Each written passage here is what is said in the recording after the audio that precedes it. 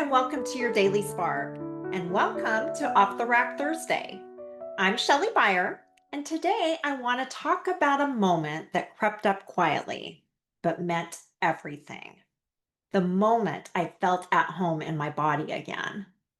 It wasn't dramatic, no big milestone, no announcement or breakthrough, just a soft, rounded moment that changed everything.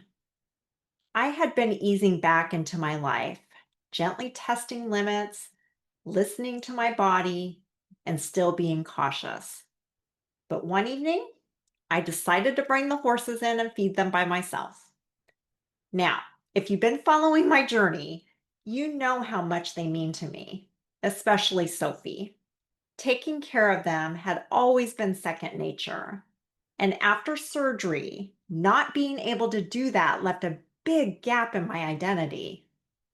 So, this moment, holding the lead rope, walking them into the barn, scooping the feed, it was small, it was simple, and so powerful. I didn't feel pain.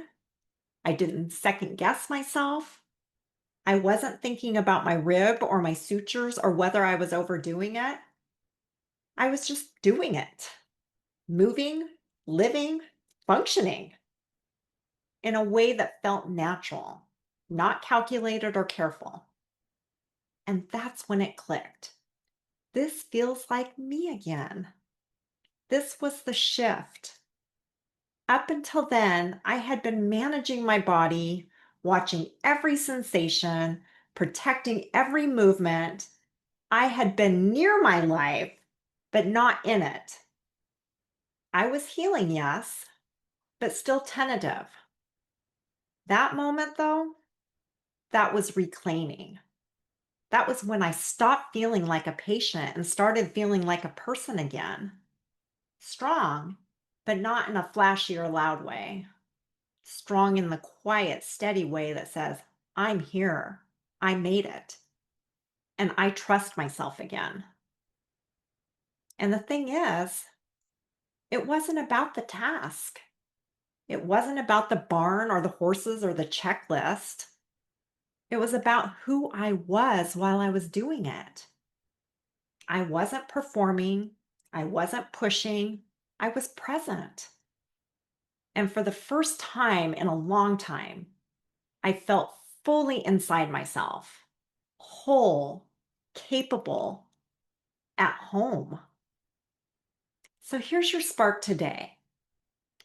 What would it feel like to come home to your body, not just after surgery, but after anything that's made you disconnect?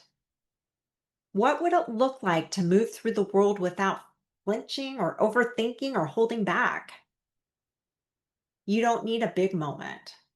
Sometimes all it takes is one ordinary task, done with ease, done without fear, done with the quiet knowing that you are no longer surviving, you're living.